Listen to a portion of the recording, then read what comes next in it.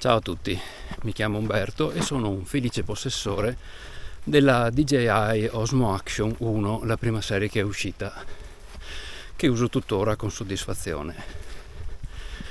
Quando è uscita la seconda serie non mi piaceva molto il form factor, per cui l'ho ignorata, però adesso che è uscita la terza serie le cose si fanno interessanti e ho pensato che magari si poteva un po' alzare l'asticella della qualità prendendo questo terzo modello, per cui l'ho acquistato qualche giorno fa e mi è arrivato da un paio di giorni, acquistato con i miei sudati risparmi. In sostanza, dopo un po' di prove, la 3 mi ha dato l'impressione che il video avesse, non so, mancasse della nitidezza della 1. Ho niente da dire sul doppio display, touch, tutto molto figo, però per come usavo io l'action camera il risultato non mi ha molto soddisfatto, per cui ho deciso di fare questo video comparativo non tra la GoPro 11 e la Action 3, ma tra la Action 1 e la Action 3, perché non ho trovato nessuno che ha fatto questo video di confronto e mi sembrava doveroso per chi magari non aveva comprato la Action 2 e voleva capire se la Action 3 faceva al caso suo. Lo faccio per me, ma dato che lo faccio cerco di farlo in modo decente, in modo che magari possa tornare utile anche a qualcun altro. Oggi il sole è un po' velato, per cui tra questo e il fatto che sono sotto gli alberi, teoricamente dovrebbe dare un leggero vantaggio al sensore dell'Action 3, perché è un po' più grande.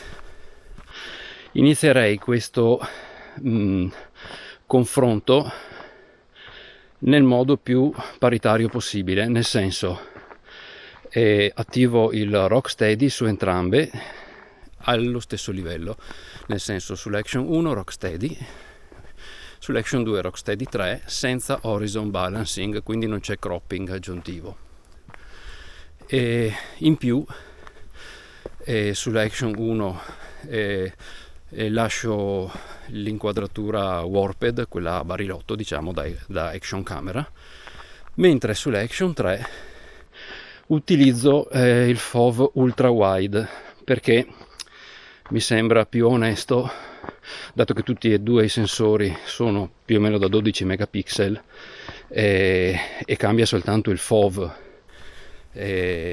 dell'obiettivo. Mi sembra giusto iniziare il confronto paragonando il più possibile i due sensori al minimo cropping, cioè sfruttando la maggior superficie possibile del sensore. Dopo andiamo aumentando e vediamo come degrada la qualità. Comunque, così come sono adesso, diciamo che il confronto è più alla pari possibile. Non considero di disattivare il Rocksteady, perché secondo me non ha senso usare queste macchine senza un minimo di stabilizzazione.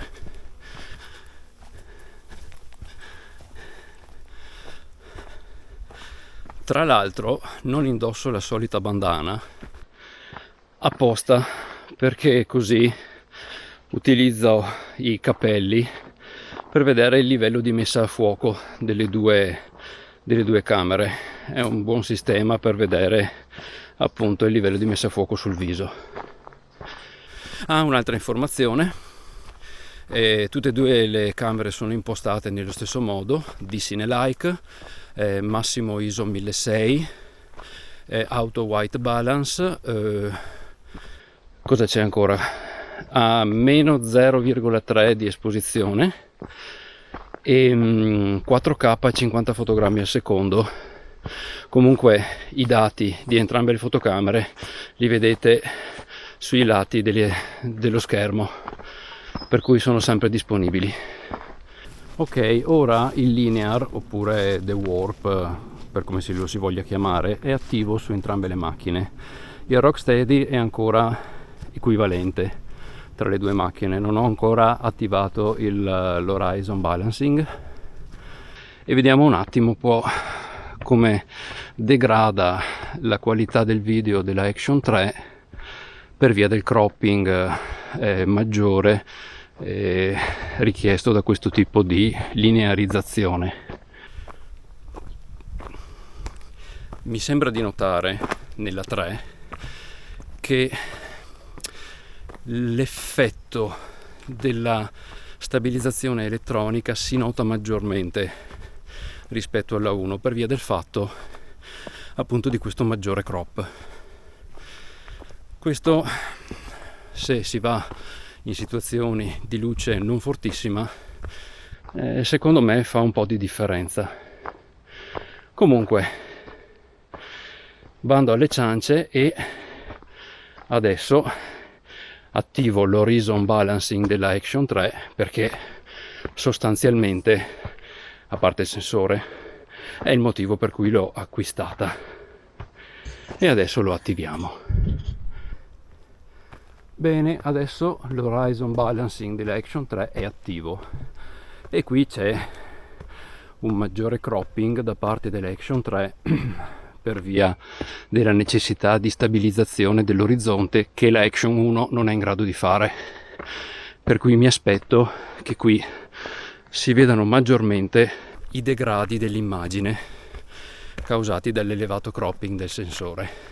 Non provo neanche a fare l'horizon steady perché quello richiede di filmare a 2.7K, per cui non ci sarebbe alcun confronto. Ripeto che questa prova la faccio per il tipo di video che giro io e per la necessità che avevo di stabilizzare l'orizzonte, perché quando si cammina su sentieri vedere l'Action 1 che ondeggia di qua e di là, sì, non è così esagerato, però avere un horizon steady che mi sistema questo problema è bello, sempre però che il sensore, che la risoluzione del sensore mi permetta di agire in questo modo. Voi notate delle differenze? Provate a commentare sotto, che così magari facciamo delle considerazioni insieme. Ok, questo è il panorama sopra il mio paese, però non siamo ancora arrivati in cima. C'è un altro mezzo minuto di passeggiata per arrivare in cima. Speriamo di non trovare nessuno in cima, perché altrimenti mi vergogno a parlare come un fesso davanti all'Action Cam. Bene, alla fine di questa breve passeggiata siamo arrivati in cima alla croce sopra il mio paese. Ricordo che la Action 1 è in linear e la Action 2 è anch'essa in linear con horizon balancing, che è il motivo per cui l'ho acquistata. Vediamo un attimo come rende l'esposizione del cielo. Ricordo che le due macchine sono impostate allo stesso modo, con un meno 0.3 EV sull'esposizione. Vediamo un attimo qua com'è il contrasto sulle foglie dell'albero. Notiamo l'effetto della linearizzazione sulle linee della croce. C'è forse una deformazione maggiore sulla Action 3, più prospettica. Si prende leggermente più ampio della Action 1, però se la qualità si mantiene decente direi che è anche positivo come fatto. Va bene, adesso bevo un sorso d'acqua dalla borraccia e poi torniamo giù per le conclusioni.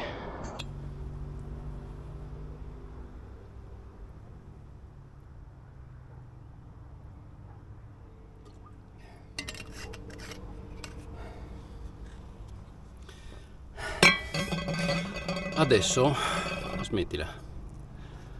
Adesso ho intenzione di tornare giù disattivando il linear sulla Action 3 per vedere se comunque in ambiente naturale, senza linee e altro che possono distorcere, e con l'horizon balancing la qualità è comunque accettabile.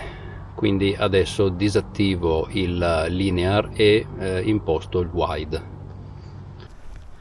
Ops, a 4K non è possibile impostare il wide con il Rocksteady su horizon balancing. Evidentemente non riesce ad avere abbastanza pixel per fare la stabilizzazione. Quindi, dato che abbiamo già visto adesso come funziona con l'horizon balancing e il linear mode attivato, tornerò giù fino in fondo con l'horizon balancing disattivato, quindi i due Rocksteady equivalenti su entrambe le macchine, e il wide, che è quello che più si avvicina a quello che vorrei fare con la Action 1. Metto in wide anche la Action 1, così facciamo un ulteriore confronto senza distorsioni dovute al crop differenti. Il wide sull'Action 3 c'ha un crop maggiore rispetto all'Action 1, quindi vediamo come rende. Ok, ora entrambe le macchine sono in wide più o meno equivalente.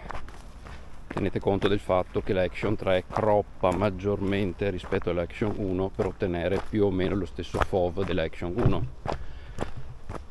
Diciamo che adesso possiamo controllare in questa modalità se la resa alle basse luci della Action 3 è migliore rispetto alla Action 1, come un po' la pasta del risultato. Almeno se alla fine sarò costretto a utilizzarla in questa risoluzione perché il linear mangia troppo e sfoca troppo, che ci sia almeno un vantaggio a utilizzarla nelle basse luci perché mi rende un po' meglio. Resto comunque un po' dubbioso sulla distorsione alle estremità dell'inquadratura dell'obiettivo dell'Action 3.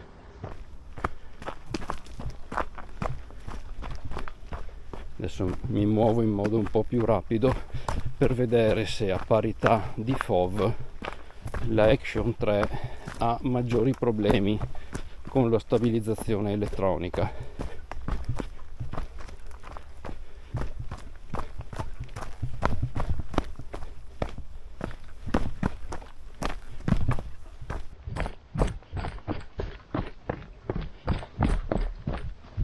Adesso cambiamo strada e torniamo di qua.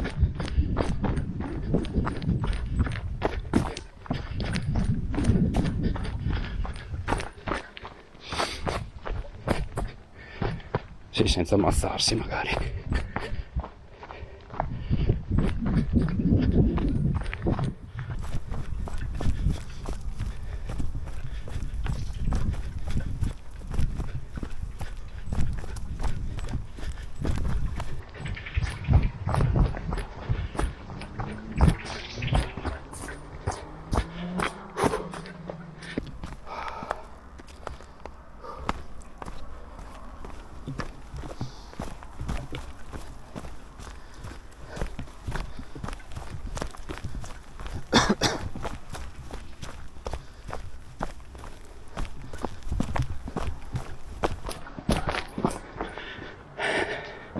Basse luci e basse luci sia.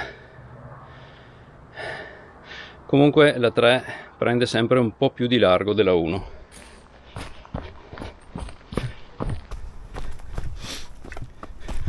Ancora un po' di basse luci, dai, andiamo a vedere qua.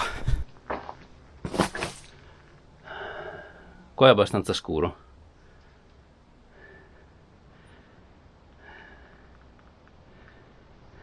Dai, andiamo giù.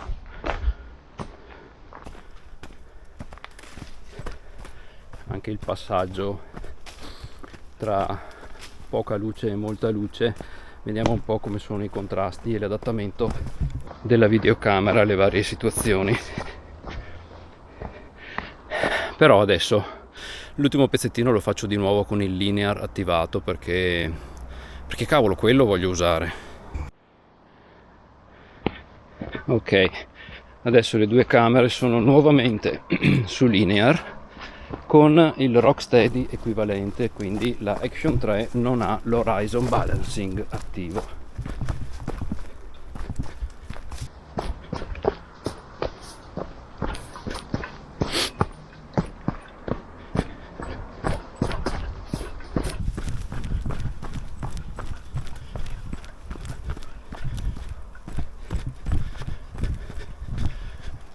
adesso ormai il sentiero è quasi terminato e sono quasi sulla strada, quindi prima di arrivare in fondo attivo di nuovo l'horizon balancing sulla 3 per avere un ulteriore elemento di valutazione. Ok, da ora fino alla fine del video le impostazioni sono nuovamente linear e horizon balancing sull'Action 3, mentre sull'Action 1 resta il Rocksteady 1.0 che la contraddistingue.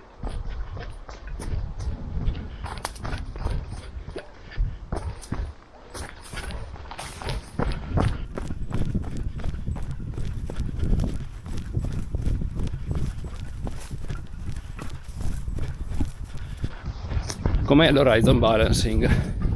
Si vedono artefatti della stabilizzazione elettronica? Fatemi sapere, poi lo guardo anch'io. Qua sotto gli alberi non c'è molta luce, quindi il sensore dell'Action 3 dovrebbe avere qualche vantaggio, vediamo dopo se è vero.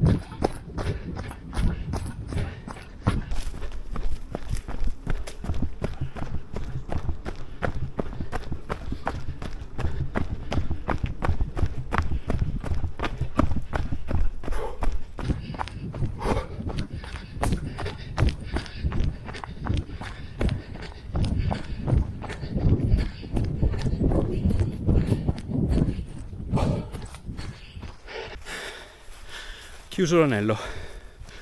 Un ultimo appunto: entrambe le macchine sono configurate per registrare in formato MP4, quindi non sto usando l'H265 della Action 3 perché voglio evitare che eventuali artefatti possano essere imputabili al formato di registrazione. Per oggi io ho finito e vi saluto.